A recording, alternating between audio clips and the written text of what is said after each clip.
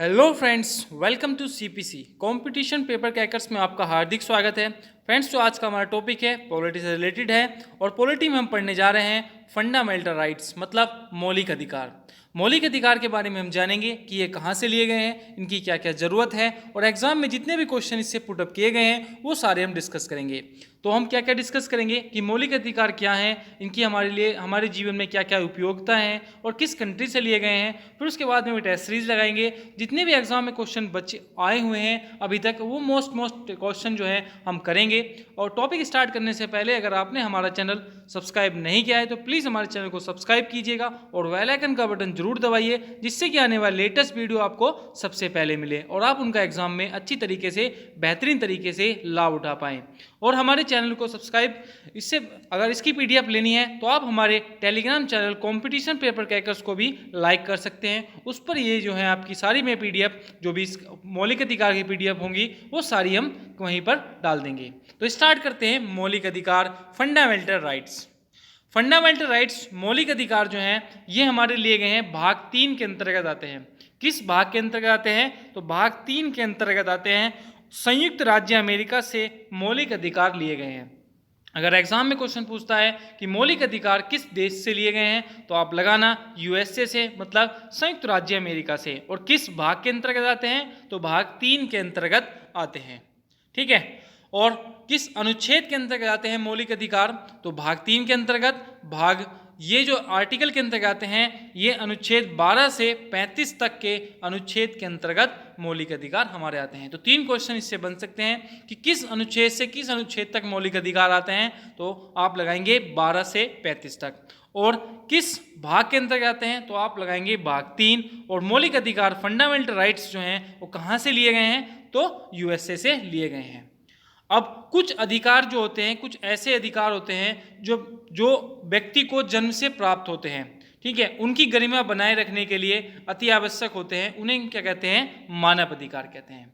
इसी उसमें जो है यूएनए ने घोषणा की 10 दिसंबर 1948 को, मतलब व्यक्ति के जीवन के लिए एक अधिकार जिससे व्यक्ति जो है एक गरिमापूर्ण अपना जीवन व्यतीत कर सके। इसलिए जो है प्रत्येक वर्ष को 10 दिसंबर को क्या बनाते हैं हम?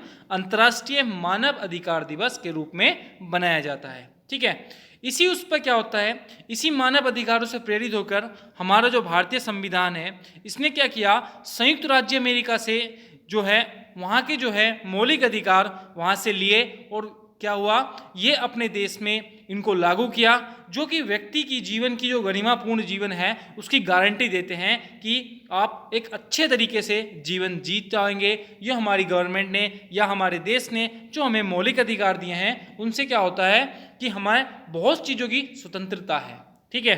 तो अब देखते हैं जैसे कि जो मौलिक अधिकार है 12 से 35 ये देश के नागरिकों के साथ साथ विदेशियों को भी प्राप्त होते हैं। तो अनुच्छेद 14, 20, 21, 22, 23, 24, 26, 27, 28 ये जो अनुच्छेद हैं 14, 20, 21, 22, 23, 24, 25, 26, 27, 28 ये जो मौलिक अधिकार हैं ये भारतीयों के साथ साथ विदेशियों को भी समान रूप से प्राप्त हैं। लेकिन जो नागरिकों के प्राप्त अनुच्छेद हैं जिन पर सिर्फ नागरिकों का अधिकार है वो जो अनुच्छेद हैं 15, 16, 17, 18, 19, 29, 30। अगर एग्जाम में क्वेश्चन पूछा जा सकता है कि कौन कौन से अनुच्छेद जो है नागरिकों को प्राप्त हैं या कौन कौन से अनुच्छेद नागरिकों और विदेशियों दोनों को प्राप्त हैं, तो आप लगा देंगे कि मौलिक अधिकार ये प्राप्त हैं। ठीक है। अब मौलिक अधिकारों के हम क्लासिफिकेशन की बात करते हैं, वर्गीकरण की बात करते हैं। तो मौलिक अधिकार जैसे कि एक हमने इसको 6 वर्गीकरण में किया है। नंबर 1 समता का अधिकार। ठीक है। तो अनुच्छेद 14 से अनुच्छेद 18 तक जो है वो क्या है? समता का अधिकार है। ठीक। स्वतंत्रता का अधिकार अनुच्छेद 19 से अनुच्छेद 22 तक हमें क्या दिया हुआ है? स्वतंत्रता का अधिकार दिया हुआ है। ठीक है। शोषण के विरुद्ध अधिकार, क्या? शोषण के विरुद्ध अधिकार मतलब अनुच्छेद 23 से अनुच्छेद 24 तक हमें क्या दिया गया है? शोषण के विरुद्ध अधिकार दिया गया है। नंबर 4 में दिया गया है स्वतंत्र धार्मिक स्वतंत्रता का अधिकार, जो कि हमें अनुच्छेद 25 से अनुच्छेद 28 तक दिया गया है। ठीक है। तो धार्मिक स्वतंत्रता का अधिकार का दिया गया है अनुच्छेद 25 से अनुच्छेद 28 तक। फिर दिया गया है संस्कृति और शिक्षा संबंधित अधिकार, तो ये दिए गए हैं अनुच्छेद 29 व अनुच्छेद 30 में क्या दिया है कि संस्कृति और शिक्षा संबंधित अधिकार जो दिए गए हैं वो अनुच्छेद 29 और अनुच्छेद 30 में दिए गए हैं। नंबर 6 संवैधानिक उपचारों का अधिकार, यह अनुच्छेद 32 है और वेरी वेरी मोस्ट इंपोर्टेंट है, एग्जाम में काफ़ी बार पूछा गया है कि संवैधानिक उपचारों का अधिकार जो है किस अनुच्छेद के अंतर्गत आता है, तो आप लगाएंगे अनुच्छेद 32 के अंतर्गत संवैधानिक उपचारों का अधिकार आता है।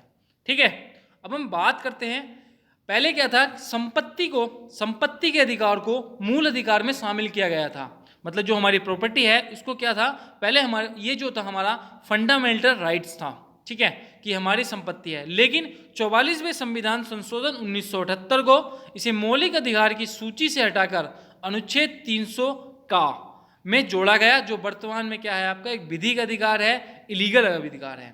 तो आपको ध्यान रखना है, अगर एग्जाम में क्वेश्चन पूछा जाता है कि संपत्ति का अधिकार किस संविधान संशोधन से हटाकर एक विधिक अधिकार बनाया गया, तो आप लगाएंगे अनुच्छेद 44वां संविधान संशोधन 1978 द्वारा क्या हुआ, संपत्ति के अधिकार को मौलिक अधिकार से हटाया गया। और किस अनुच्छेद के अंतर्गत रखा गया, तो 300 कै के अंतर्गत इसे रखा गया। ठीक है, अब हम बात करते हैं मौलिक अधिकारों की विशेषताओं की।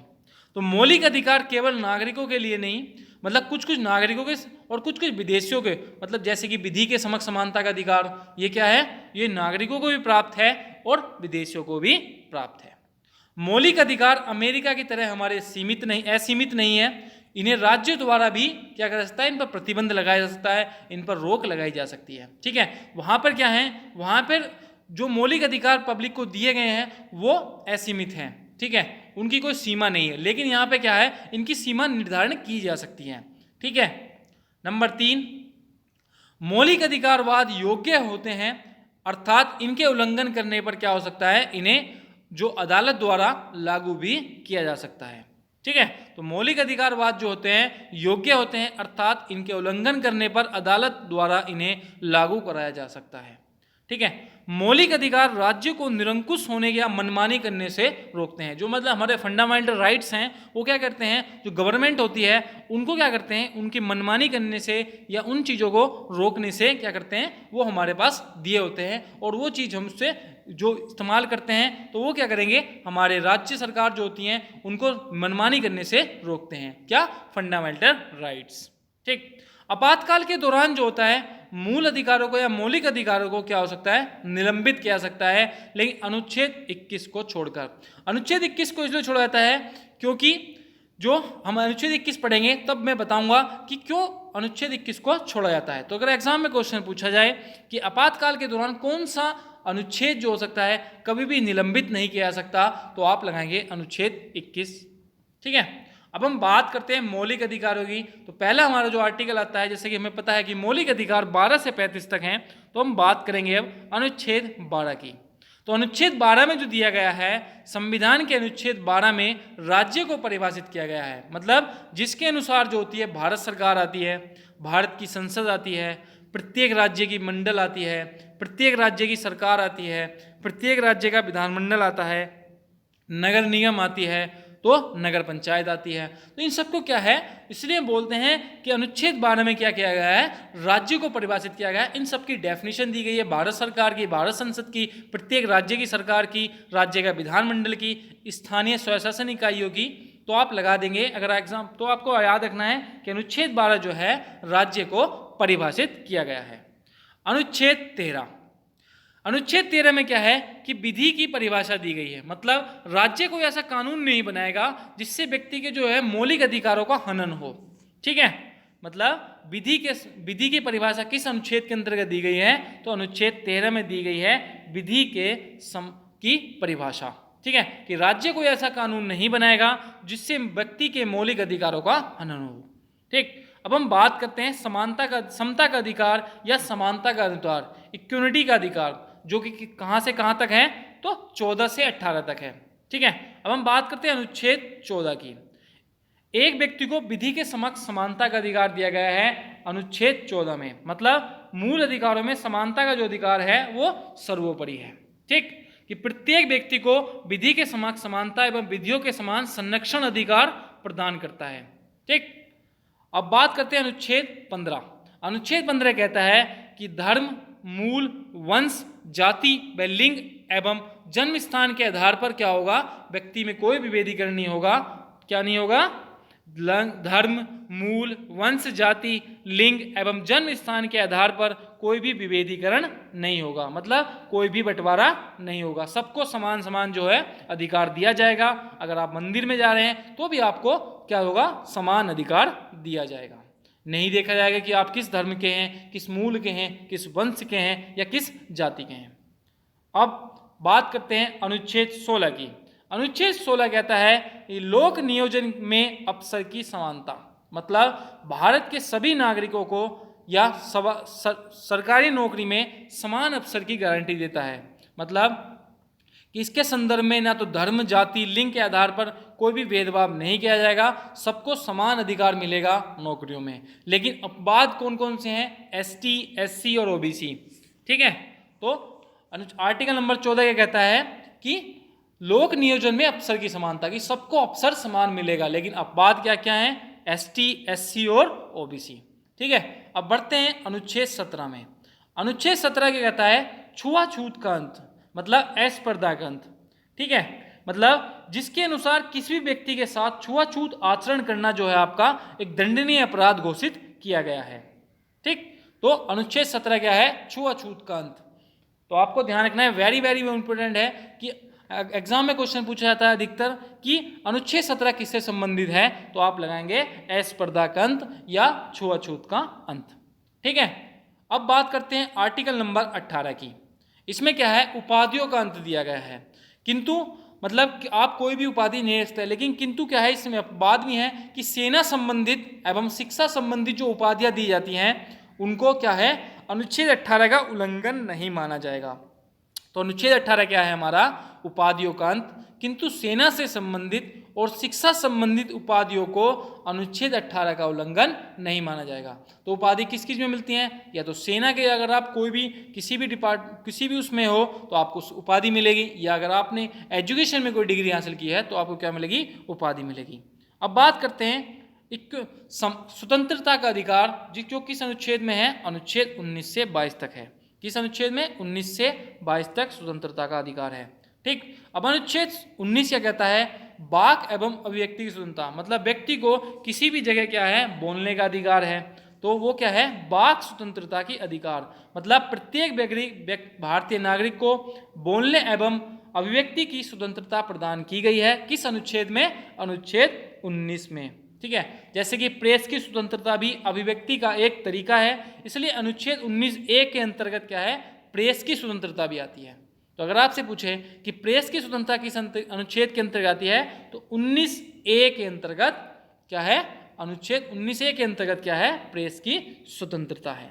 ठीक, वाक स्वतंत्रता में चुप रहना भी अधिकार में शामिल है।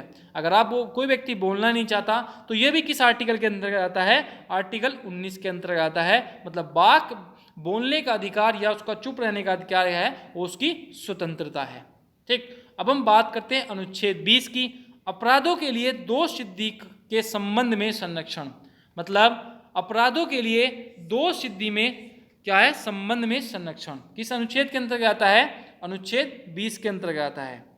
ठीक, अब अनुच्छेद 21 की बात करते हैं। प्राण व दैहिक स्वतंत्रता का संरक्षण। क्या? प्राण व दैहिक स्वतंत्रता का संरक्षण किस अनुच्छेद के अंतर्गत आता है? तो अनुच्छेद 21 के अंतर्गत आता है। अगर एग्जाम में क्वेश्चन पूछा जाए कि प्राण व दैहिक स्वतंत्रता का अनुच्छेद या प्राण व दैहिक स्वतंत्रता का संरक्षण किस अनुच्छेद के अंतर्गत आता है, तो वो किस अनुच्छेद लगाएंगे आप? एग्जाम में क्वेश्चन आए तो आप लगाएंगे अनुच्छेद 21 के अंतर्गत प्राण व दैहिक स्वतंत्रता का संरक्षण है। अनुच्छेद 21(1) में क्या है कि शिक्षा का अधिकार है। किस अनुच्छेद के अंतर्गत है? 21(a) के अंतर्गत क्या है? शिक्षा का अधिकार है। ठीक, मतलब उच्चतम न्यायालय ने 14 वर्ष के बच्चों को प्राथमिक शिक्षा का अधिकार व जीवन की स्वतंत्रता के अंतर्गत क्या है? एक मौलिक अधिकार माना है। इसलिए 86वां संविधान संशोधन 2002 में 21(a) को जोड़कर 6 वर्ष से 14 वर्ष के समस्त बच्चों को क्या है? निःशुल्क शिक्षा जो है आपकी अनिवार्य है। तो अगर आपातकाल लगता है तो अनुच्छेद क्या है 21 कभी भी क्या नहीं होता, कभी भी स्थगित नहीं होता। ठीक है, तो अनुच्छेद 21 क्या है, प्राण व दैहिक स्वतंत्रता का अधिकार, और अनुच्छेद 21A क्या है, शिक्षा का अधिकार, अनुच्छेद 21A है। अनुच्छेद 22 क्या है, गिरफ्तारी में निरोध संरक्षण। ठीक है, अनुच्छेद 22 क्या है कि गिरफ्तारी में निरोध संरक्षण, मतलब भारतीय संविधान में गिरफ्तारी के संरक्षण को मौलिक अधिकार का रूप दिया गया है। ठीक है, तो आप अनुच्छेद नंबर 22 लगाएंगे कि गिरफ्तारी से एवं वैध निरोध से संरक्षण। ठीक, शोषण के विरुद्ध अधिकार, अब हम बात करते हैं शोषण के विरुद्ध अधिकार, जो किस अनुच्छेद के अंतर्गत आता है, अनुच्छेद 23 और अनुच्छेद 24 के अंतर्गत आते हैं शोषण के विरुद्ध अधिकार। अनुच्छेद नंबर 23 क्या है, मानव दुर्व्यवहार एवं बलात्श्रम से निषेध। अनुच्छेद 23 क्या है कि मानव दुर्व्यवहार एवं बलात्श्रम से क्या निषेध, मानव के अवैध व्यापार, बंधुआ मजबूरी। ठीक है, इसी प्रकार के अन्य बलात्श्रम का प्रतिषेध करता है अनुच्छेद 23। अनुच्छेद 23 याद रखना है आपको कि मानव दुर्व्यवहार एवं बलात्श्रम का निषेध। ठीक है, अब हम बात करते हैं अनुच्छेद 24 की। अनुच्छेद 24 क्या है, बाल श्रम का निषेध, मतलब इसके अनुसार 14 वर्ष के जो कम उम्र के बच्चे होते हैं उन्हें कारखाने में किसी भी अन्य खतरनाक कार्य में अगर किया जाता है, कोई नियोजित करता है तो आपको सजा का प्रावधान भी है। तो आपको अनुच्छेद 24 याद रखना है कि बाल श्रम का निषेध अनुच्छेद 24 के अंतर्गत आता है। ठीक है, अब धार्मिक स्वतंत्रता का अधिकार किस अनुच्छेद से अनुच्छेद है, तो धार्मिक स्वतंत्रता का अधिकार जो है वो अनुच्छेद 25 से अनुच्छेद 28 तक धार्मिक स्वतंत्रता का अधिकार दिया गया है। ठीक है, हम बात करते हैं अनुच्छेद 25। इसके अंतर क्या है, इसके अंतर्गत धर्म का आचरण व प्रचार प्रसार करने की स्वतंत्रता है। मतलब इसके अनुसार जो होते हैं सभी व्यक्तियों को क्या होता है, स्वतंत्रता है कि वो कोई भी धर्म अपना सकते हैं, उसका प्रचार करने की उन्हें स्वतंत्रता है कि वो किसी भी धर्म का मतलब प्रचार कर सकते हैं। जैसे कि कृपाण धारण करना सिख धर्म का अंग समझा जाता है तो उन्हें स्वतंत्रता है। हिंदुओं का तात्पर्य मतलब हिंदू, सिख, बौद्ध और जैन धर्म के मामले से होगा। ठीक है, अनुच्छेद 26 धार्मिक कार्यों का प्रबंधन की स्वतंत्रता, मतलब जो धर्म के कार्य होते हैं उनके क्या है, प्रबंधन की स्वतंत्रता है अनुच्छेद 26 के अंतर्गत। ठीक है, अनुच्छेद 27 क्या है, किसी विशिष्ट धर्म की अभिवृद्धि करने के कर न देने की स्वतंत्रता। मतलब अनुच्छेद 27 कहता है कि किसी विशिष्ट धर्म की जो अभिवृद्धि करने के में कर न देने की स्वतंत्रता, मतलब वो कोई टैक्स नहीं देंगे, क्या नहीं देंगे, जैसे कि मंदिर हो गए, मस्जिद हो गए, क्या नहीं देंगे, टैक्स नहीं देते। अनुच्छेद 28, इसको ये जो अनुच्छेद 28 है इसको आप 28 कर लेंगे, ये अनुच्छेद 28 है। ठीक है, शिक्षण एवं संस्था में धार्मिक शिक्षा एवं धार्मिक उपासना में उपस्थित होने की स्वतंत्रता। तो किस अनुच्छेद के अंतर्गत आता है, अनुच्छेद 28 के अंतर्गत आता है शिक्षण संस्थाओं में धार्मिक शिक्षा या धार्मिक उपासना से उपस्थित होने की स्वतंत्रता जो है अनुच्छेद 28 के अंतर्गत आती है। अब हम बात करेंगे अनुच्छेद 29 की। 30 संस्कृति एवं शिक्षा संबंधित अधिकार, ये किस अनुच्छेद के अंतर्गत आते हैं, तो अनुच्छेद 29 और 30 के अंतर्गत आते हैं संस्कृति एवं शिक्षा संबंधित अधिकार। जैसे कि अनुच्छेद 29 है अल्पसंख्यक वर्गों के हितों का संरक्षण, मतलब किस अनुच्छेद के अंतर्गत क्या होता है कि प्रत्येक अल्पसंख्यक वर्ग को अपनी भाषा, लिपि या संस्कृति को बनाए रखने का अधिकार है। तो किस अनुच्छेद के अंतर्गत जो अल्पसंख्यक लोग हैं उन्हें अपनी भाषा, लिपि या संस्कृति को बनाए रखने का अधिकार है, तो अनुच्छेद 29 के अंतर्गत उन्हें यह अधिकार है। ठीक है, अब बढ़ते हैं अनुच्छेद नंबर 30 के अंतर्गत। इस अनुच्छेद के अंतर्गत क्या होता है कि शिक्षा संस्थानों की स्थापना, प्रशासन करने का अल्पसंख्यक वर्गों का अधिकार, मतलब यह अनुच्छेद जो प्रावधान करता है कि धर्म और भाषा पर आधारित सभी अल्पसंख्यक वर्गों को अपनी रुचि के अनुसार शिक्षा संस्थान की स्थापना करना और उनके प्रशासन करने का अधिकार है। मतलब अगर उनकी जिस धर्म के हैं उसमें क्या करना है, उन्हें वो एजुकेशन खोल सकते हैं या उनका क्या कर सकते हैं, उनकी प्रशासन की उनकी जो है जिम्मेदारी है कि वो कुछ भी कर सकते हैं। ठीक है, शिक्षा संबंधित। अब हम बात करते हैं अनुच्छेद 32 की, ये वेरी वेरी मोस्ट इंपोर्टेंट है, आर्टिकल नंबर 32 संवैधानिक उपचारों का अधिकार। क्या है, संवैधानिक उपचारों का अधिकार किस अनुच्छेद के अंतर्गत आता है, तो अनुच्छेद 32 के अंतर्गत आता है। मौलिक अधिकार की संवैधानिक घोषणा तब तक का कोई महत्व नहीं है जब तक इन अधिकारों को लागू करने के लिए कोई स्थायी तंत्र में न हो। इसलिए अनुच्छेद 32 किसी भी व्यक्ति को अपने मूल अधिकारों का उल्लंघन होने पर सीधे सर्वोच्च न्यायालय जाकर उपचार पाने का अधिकार देता है। मतलब क्या होता है, अनुच्छेद जो 32 है के अंतर्गत मौलिक अधिकारों को लागू करने का भी एक मौलिक अधिकार है अनुच्छेद 32। तो वेरी वेरी मोस्ट इंपोर्टेंट है, इससे एग्जाम में क्वेश्चन जरूर बनता है अनुच्छेद 32 से। तो डॉक्टर भीमराव अंबेडकर ने अनुच्छेद 32 को भारतीय संविधान की या इंडियन कॉन्स्टिट्यूशन की मूल आत्मा भी कहा है। तो ऐसा पूछा जाता है कि किस अनुच्छेद को डॉक्टर भीमराव अंबेडकर ने क्या कहा था, मूल आत्मा कहा है, तो अनुच्छेद 32 को, संवैधानिक उपचारों का अधिकार को। तो अनुच्छेद 32 के अंतर्गत नागरिकों के मौलिक अधिकारों का उल्लंघन होने पर सर्वोच्च न्यायालय कितनी विभिन्न प्रकार की मतलब रिट जारी कर सकता है। मतलब ये रिट कितने प्रकार की, 5 प्रकार की रिट जारी कर सकता है। रिट जारी करने का प्रावधान भारतीय संविधान में क्या है, ब्रिटेन से लिया गया है। अगर पूछा जाए कि रिट जारी करने का प्रावधान किस कंट्री से लिया गया है, तो ब्रिटेन से लिया गया है, जिसके तहत उच्च न्यायालय द्वारा क्या होता है, 5 प्रकार की रिट जारी की जाती हैं। तो ये रिट कौन कौन सी होती हैं? ये रिट होती हैं बंदी प्रत्यक्षीकरण, परमादेश, प्रतिषेध, उत्प्रेक्षण या अधिकार परीक्षा। कौन कौन सी? बंदी प्रत्यक्षीकरण, परमादेश, प्रतिषेध, उत्प्रेक्षण, अधिकार परीक्षा। अब हम बात करते हैं बंदी प्रत्यक्षीकरण, ये रिट क्या होती है, इसके बारे में हम डिटेल जानेंगे। इसका अर्थ होता है कि बंदी को सशरीर सक्षम मजिस्ट्रेट के सम्मुख प्रस्तुत किया जाए। मतलब जो व्यक्ति है उसको एक, जैसा वो व्यक्ति को उसको बंदी बनाया गया था सशरीर, मतलब अगर वो एक तरह से जैसे कि नेचुरल जैसे उसको पकड़ा था वैसे ही क्या है, मजिस्ट्रेट के उपरांत मजिस्ट्रेट को क्या उसके प्रस्तुत किया जाए।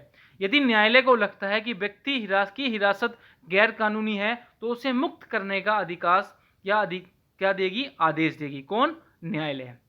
यह भी राज्य के साथ साथ किसी भी निजी व्यक्ति के विरुद्ध भी जारी की जा सकती है। कौन? बंदी प्रत्यक्षीकरण। तो बंदी प्रत्यक्षीकरण क्या है कि व्यक्ति को क्या है, सशरीर मजिस्ट्रेट के अंतर्गत जो है प्रस्तुत करना होता है 24 घंटे के अंतर्गत। ठीक है, बंदी प्रत्यक्षीकरण। अब बात करते हैं परमादेश। यदि कोई लोकप्रिय मतलब लोकप्रिय अधिकारी मतलब पब्लिक ऑफिसर क्या होता है, अपने पद के जो उसका जो पद है उसके दायित्वों का जो उसका पद के जो उसे काम है उनको अच्छी तरह से नहीं कर पाता, तो उसे मौलिक अधिकारों का, व्यक्ति के मौलिक अधिकारों का उल्लंघन माना जाएगा। तो न्यायालय जो है उस पर दावा कर सकती है, उसको क्या कह सकती है कि आपको ये काम करना ही है। तो ये किस अंतर्गत आता है? ये परमादेश के अंतर्गत आता है। मतलब इसको जब कोई लोक प्राधिकारी मतलब पब्लिक ऑफिसर अपने पद के दायित्वों का निर्वहन नहीं करता और इससे किसी भी व्यक्ति के मौलिक अधिकारों का उल्लंघन होता है, तो न्यायालय द्वारा ऐसे लोग प्राधिकारी को अपने दायित्व पूरे करने के लिए कानूनी रूप से बाध्य किया जा सकता है। तो ये क्या कहलाता है? परमादेश रिट कहलाती है। अब हम बात करते हैं प्रतिषेध की। प्रतिषेध क्या होता है? यह भी एक न्यायिक रिट है जो उच्चतम न्यायालय या उच्च न्यायालय द्वारा अपने अधीनस्थ न्यायालय के विरुद्ध तब जारी की जाती है जब यह अपने न्याय क्षेत्र या क्षेत्राधिकार के बाहर जाकर किसी भी मामले की क्या करते हैं, सुनवाई करते हैं। तो ये क्या कहलाती है? प्रतिषेध कहलाती है। मतलब इसे उच्च न्यायालय जो अपने अधीनस्थ न्यायालय है, सुप्रीम कोर्ट है, वो हाई कोर्ट के विरुद्ध क्या करता है, तब न्याय रिट जारी कर सकता है। मतलब अपने जो है न्यायिक क्षेत्र के विरुद्ध जाकर क्या है, अगर वो कोई न्याय लेते हैं तो उसे क्या कहलाते हैं? प्रतिषेध कहलाते हैं। तब ये रिट जारी की जाती है। अब हम बात करते हैं उत्प्रेक्षण की। उत्प्रेक्षण भी क्या होता है? प्रतिषेध की तरह उत्प्रेक्षण भी एक क्या है, एक न्यायिक रिट है। यदि कोई अधीनस्थ न्यायालय अपनी अधिकारिता या क्षेत्र के बाहर किसी भी मामले में कोई निर्णय दे चुके हो तो उसके विरुद्ध हाई कोर्ट या सुप्रीम कोर्ट के द्वारा उत्प्रेक्षण रिट जारी की जा सकती है। ठीक है, ये थी हमारी उत्प्रेक्षण। अब हम बात करते हैं अधिकार परीक्षा की। मतलब किसी लोकपद या उससे जुड़े हुए किसी भी कार्यालय संबंधित व्यक्तियों के अधिकार व शक्तियों का परीक्षण अधिकार परीक्षा रिपोर्ट के अंतर्गत होता है। मतलब किसके द्वारा क्या होता है, न्यायालयिक सार्वजनिक पद पर कार्य कर रहे किसी भी लोग से यह पूछ सकता है कि आप किसी भी अधिकार से, किस अधिकार से इस पर कार्य कर रहे हैं। मतलब जैसे कि कोई फर्जी जाकर किसी भी जगह कोई ले ले तो उसमें क्या हो सकता है, आप केस कर सकते हो अधिकार परीक्षा के अंतर्गत। तो उसमें क्या होगा, कोर्ट उससे पूछेगा कि आप हाँ किस अधिकार से इस पद पर कार्य कर रहे हैं। मतलब अगर आपकी नियुक्ति नहीं हुई तो आप किस पद पर अधिकार कर रहे हैं। तो ये अधिकार परीक्षा के अंतर्गत आता है। अब अनुच्छेद 33 के अंतर्गत देखें तो संसद को यह अधिकार है कि सशस्त्र बलों और आवश्यक सेवाओं में कर्तव्य के निर्वहन और अनुशासन को बनाए रखने के लिए मूल अधिकारों को क्या कर सकती है, सीमित कर सकती है। तो अनुच्छेद 33 क्या कहता है कि संसद को यह अधिकार है कि किसी भी क्या कर सकती है, मौलिक अधिकारों को क्या कर सकती है, सीमित कर सकती है। ठीक है। तो अनुच्छेद नंबर 34, अनुच्छेद 34 क्या कहता है, इस अनुच्छेद के अनुसार किसी भी क्षेत्र या विशेष में सैन्य कानून लागू करने की स्थिति पर मौलिक अधिकारों पर क्या लगाया जा सकता है, प्रतिबंध लगाया जा सकता है। और अगर आपातकाल की स्थिति हो तो सारे मौलिक अधिकार निलंबित किया जा सकते हैं, लेकिन किसको छोड़कर, अनुच्छेद 20 और अनुच्छेद 21 को छोड़कर। ठीक है। अब अनुच्छेद 35 की बात करते हैं। इस अनुच्छेद का प्रावधान करता है कि मौलिक अधिकारों को प्रभावी बनाने के लिए विधि बनाने की शक्ति केवल भारतीय संसद को होगी, ना कि राज्य की विधानमंडल को। मतलब क्या क्या छूट देनी चाहिए, ये सब का निर्णय कौन करेगी, ये भारत की संसद करेगी। संसद मीन्स लोकसभा, राज्यसभा, जो संसद के अभिन्न अंग हैं, ये संसद क्या निर्णय लेगी कि क्या क्या इसमें प्रावधान किए जाएं। तो किसके अंतर्गत आता है, अनुच्छेद 35 के अंतर्गत आता है। ठीक है। अब हम बात करते हैं आपातकाल की स्थिति में मौलिक अधिकारों की स्थिति। संविधान में स्पष्ट किया गया है कि सामान्य परिस्थिति में मौलिक अधिकारों के साथ साथ कोई भी छेड़ नहीं की जाएगी, परंतु आपातकाल परिस्थितियों में त्वरित निर्णय लेने के लिए मौलिक अधिकारों को क्या किया जा सकता है, सीमित किया जा सकता है। मतलब कि सामान्य परिस्थिति में मौलिक अधिकारों से कोई भी छेड़छाड़ नहीं की जाएगी। जो हमें फंडामेंटल राइट्स दिए गए हैं वही हमारे फंडामेंटल राइट्स होंगे, लेकिन जब आपातकाल की परिस्थिति होगी तब क्या होंगे, इनको सीमित किया जा सकता है। लेकिन अनुच्छेद 20 और अनुच्छेद 21 को छोड़कर क्या हो सकता है, सारे जो मौलिक अधिकार होंगे उन्हें हटाया जा सकता है या उन्हें सीमित किया जा सकता है। तो किस अनुच्छेद के अंतर्गत हटाया जा सकता है, तो अनुच्छेद 20 और अनुच्छेद 21 को। ठीक है। 44वें संविधान संशोधन द्वारा किसी भी परिस्थिति में क्या हो सकता है, इनका निलंबन नहीं किया जा सकता। तो अनुच्छेद और 20 और 21 को। ठीक है। तो आपको अब इससे जो क्वेश्चन पुटअप किए जाएंगे वो मैं इसकी जो नेक्स्ट वीडियो लेकर आऊँगा उसमें हम सारे क्वेश्चन डिस्कस करेंगे जो भी आपके एग्जाम में पूछे गए हैं। ठीक है। तो जितने भी क्वेश्चन होंगे हम सारे के सारे कर लेंगे। ठीक है। और इसमें क्वेश्चन पूछा कैसे जाता है, जैसे कि मौलिक अधिकार किस भाग के अंतर्गत आता है, किस अनुच्छेद से किस अनुच्छेद तक है मौलिक अधिकार, कहाँ से लिए गए हैं, बंदी प्रत्यक्षीकरण क्या है, ठीक है, अनुच्छेद 32 क्या है, अस्पर्धा का अंत क्या है। ठीक है। ये सारे आर्टिकल पूछे जाते हैं। तो हम अगली वीडियो में क्या होगा, हम जितने भी मौलिक अधिकार से क्वेश्चन लिए गए हैं, एग्जाम में पूछे गए हैं, वो सारे क्वेश्चन हम डिस्कस कर लेंगे। आपको ये वीडियो कैसी लगी हमें कमेंट बॉक्स में जरूर बताना। वीडियो देखने के लिए थैंक्स फॉर वाचिंग। हमारे चैनल को प्लीज़ सब्सक्राइब करना और हमारे जो टेलीग्राम चैनल है कॉम्पिटिशन पेपर क्रैकर्स को भी लाइक करना, जिससे कि आपको आने वाली वीडियो सबसे पहले मिले। फिर मिलते हैं नेक्स्ट वीडियो में, तब तक के लिए जय हिंद, जय भारत।